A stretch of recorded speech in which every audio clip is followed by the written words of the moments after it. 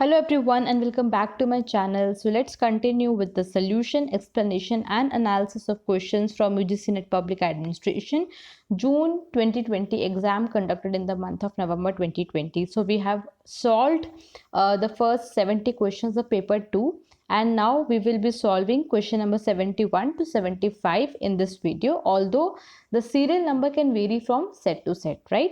So let's begin with question 71, which is which among the following features belongs to agrarian society as mentioned by Fred Riggs. तो Fred Riggs की जो agrarian society है उसके कौन कौन से features जो हैं इनमें से हैं. So let us have a look at the features. A में है आपका attainment values, open pattern, low special mobility and complex social stratification. Then in B we have ascriptive values, open pattern, high spatial mobility and complex social stratification. Then in the next we have ascriptive values, closed pattern, low spatial mobility and simple social stratification. In D we have just a minute, attainment values, closed pattern, high spatial mobility and simple social stratification. Now in the question we have been asked about agrarian societies, right? Now agrarian societies में क्या होता है? They have ascriptive values. Okay, so ascriptive values है तो हम options में अगर देखेंगे तो B में आपका ascriptive values है and C में जो है आपका ascriptive values है. तो आपकी जो statements A और D हैं वो तो आएंगी ही नहीं. Okay, now again हम option देखते हैं. एक minute. Okay, now let us have a look at B and C statements once again. तो यहाँ पे है ascriptive values दोनों सही हैं. Then we have open pattern, high spatial mobility and complex social stratification. और C में हमारे पास है close pattern, low spatial mobility and simple social stratification. So जो हमारी agrarian societies होती हैं, they have low spatial mobility, they have close pattern, right? Simple social stratification होती है क्योंकि complex structures नहीं होते हैं, simple structures हैं और वही सारा का सारा काम करते हैं. स्पेशल मोबिलिटी लो है. तो इसका मतलब आपकी स्टेटमेंट नंबर जो सी है that is correct. So one way was this कि हम प्रॉपर हमें क्वेश्चन आता है और उसके हिसाब से हम सॉल्व करते हैं जैसे अभी हमने किया, राइट? तो हमें पता लग गया सी स्टेटमेंट जो है सही है. दूसरा तरीका क्या है इसको सॉल्व करने का, इसी क्वेश्चन को. यस, सो नाउ हमसे फीचर्स पूछे हुए हैं और जब हम इन फीचर्स को रीड करते हैं ये एक दूसरे को कॉन्ट्राडिक्ट कर रहे हैं. ओके, अगर आप सबसे पहले ऑप्शंस में देखेंगे, just have a look at the options, जो फाइनल ऑप्शंस दे रखे हैं, they have multiple statements in the answer. जैसे यहाँ पे आपके पास ए एंड बी है, देन बी एंड डी है, सिर्फ एक ऑप्शन है, सिर्फ जो ऑप्शन नंबर 3 है जहाँ पे आपको सिंगल स्टेटमेंट दी है, बाकी सब में आपके पास मल्टीपल स्टेटमेंट्स हैं. लेकिन ये जो स्टेटमेंट्स हैं these are contradictory in nature. For example आपके पास यहाँ पे है अटेनमेंट वैल्यूज, यहाँ पे है एस्क्रिप्टिव वैल्यूज. अब याद, और पूछा क्या है? Agrarian society. प्रिज्मेटिक सोसाइटी तो पूछा नहीं है कि मिक्सचर चलेगा, ठीक है? तो एग्रेरियन सोसाइटी में ऐसा कैसे हो सकता है कि अटेनमेंट वैल्यू भी हो, एस्क्रिप्टिव वैल्यूज भी हो, या फिर ऐसे कैसे हो सकता है कि लो स्पेशल मोबिलिटी भी हो और हाई स्पेशल मोबिलिटी भी हो, या फिर कम्प्लेक्स सोशल स्ट्रैटिफिकेशन भी हो और सिंपल सोशल स्ट्रैटिफिकेशन भी हो. तो it is not possible because we are talking about agrarian societies. तो इनमें से ये सारी जो स्टेटमेंट्स हैं these are contradicting each other. एक ही स्टेटमेंट जो है वो सही होगी and that is why your option number 3 is correct. That is C only. Okay, now मतलब आपको एग्जामिनर खुद हेल्प कर रहा है कि आप आंसर फिगर आउट कर पाओ.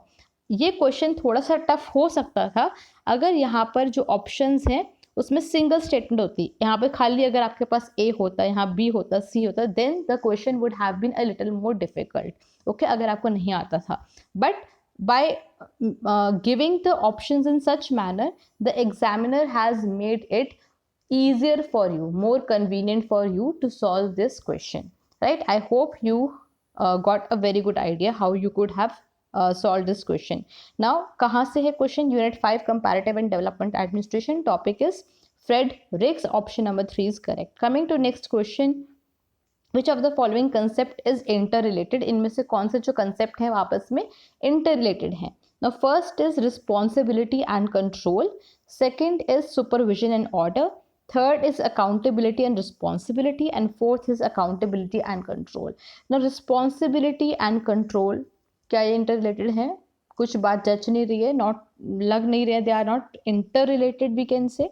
देन सुपरविजन एंड ऑर्डर, इनमें भी कुछ डायरेक्ट कनेक्शन हमें नहीं लग रहा है. Then accountability and responsibility, yes, क्योंकि these words are used interchangeably. Accountability की जगह हम रिस्पॉन्सिबिलिटी बोल देते हैं, रिस्पॉन्सिबिलिटी की जगह हम अकाउंटेबिलिटी बोल देते हैं. But there is a slight difference. Slight difference क्या है कि रिस्पॉन्सिबिलिटी जो है that is more personal. Okay, तो हो सकता है किसी पर्सन के पास ऑफिशियल कोई पोजीशन ना हो फिर भी वो रिस्पॉन्सिबल हो. Whereas accountability is formal responsibility, मतलब जब आपको रिस्पॉन्सिबिलिटी एक फॉर्मल स्ट्रक्चर में दी जाती है, स्पेसिफिक रिस्पॉन्सिबिलिटी दी जाती है, that is accountability. So your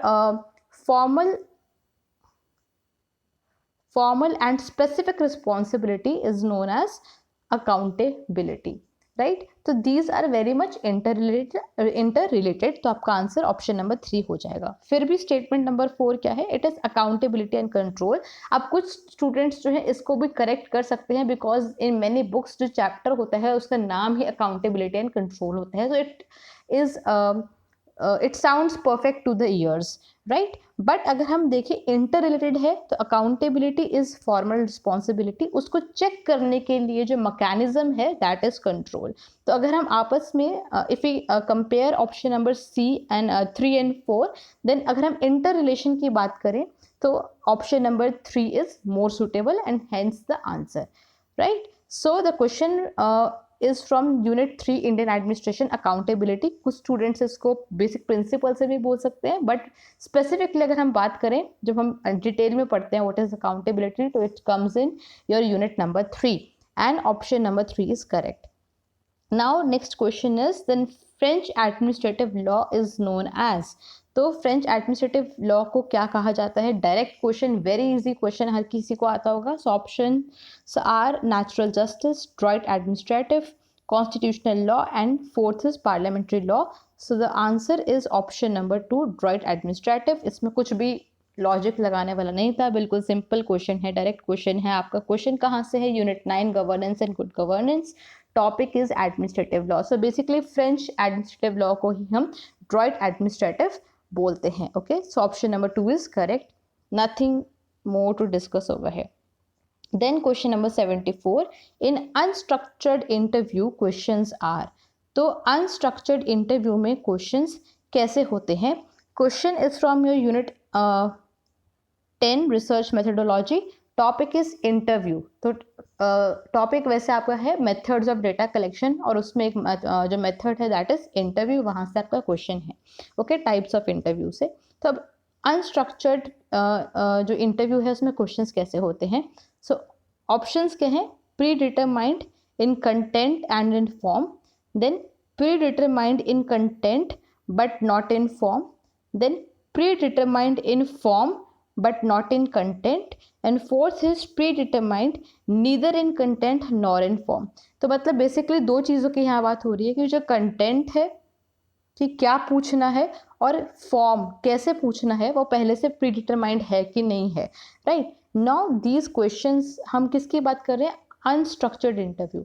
तो मतलब पहले से कुछ स्ट्रक्चर किया ही नहीं है. Okay, so answer would be option number 4, predetermined neither in content nor in form. और इसीलिए हमको अनस्ट्रक्चर्ड बोलते हैं कि डिपेंडिंग अपॉन द सिचुएशन, हम वहाँ जब जाकर देखते हैं जिसका इंटरव्यू ले रहे हैं कि क्या सिचुएशन है वो पर्सन का, तो उस हिसाब से हम क्वेश्चंस पूछते हैं. Okay, so such interviews are not structured and that is why these are known as unstructured interview. तो ना तो उनका कंटेंट स्ट्रक्चर्ड होता है, पहले से डिसाइडेड होता है, ना ही फॉर्म उनकी डिसाइडेड होती है, right? So your option number 4 is correct.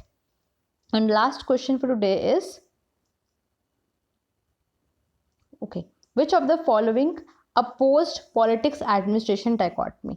इनमें से किन्होंने किन्होंने पॉलिटिक्स एडमिनिस्ट्रेशन डाइकोटमी को अपोज किया? नाउ पॉलिटिक्स एडमिनिस्ट्रेशन डाइकोटमी क्या है? Politics administration dichotomy means that politics is different and administration is different. इसको अपोज करना मतलब क्या है कि किन्होंने सपोर्ट किया, किन्होंने कहा कि पॉलिटिक्स और एडमिनिस्ट्रेशन एक ही है।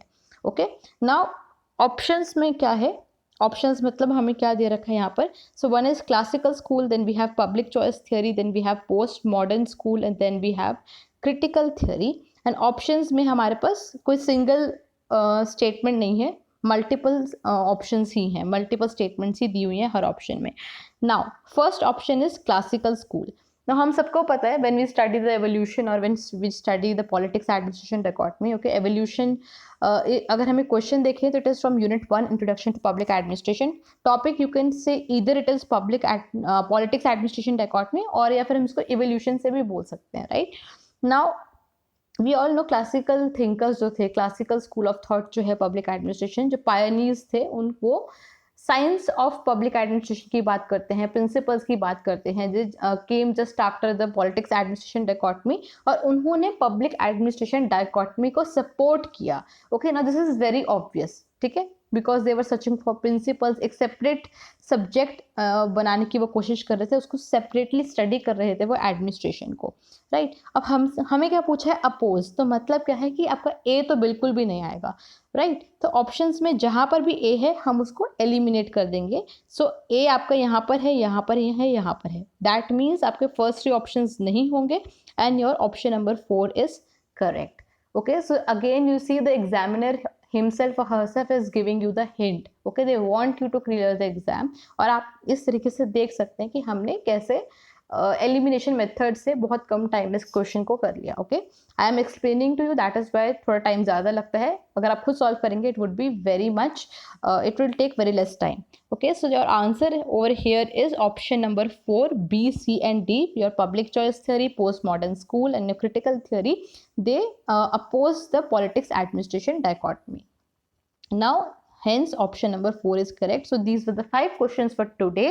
I hope you found these helpful. If you did found them helpful, please make sure you type it in the comment box. Also join the Telegram channel. We have a Telegram channel with the same name. I will put the link in the description box and also the name. अगर कभी कभी जो link है वो नहीं खुलता है तो आप नाम सर्च करके भी जो है ज्वाइन कर सकते हैं. I post quizzes over there and notifications over there, right? So thank you so much for watching and I'll see you super soon. Till then, take care. Bye bye.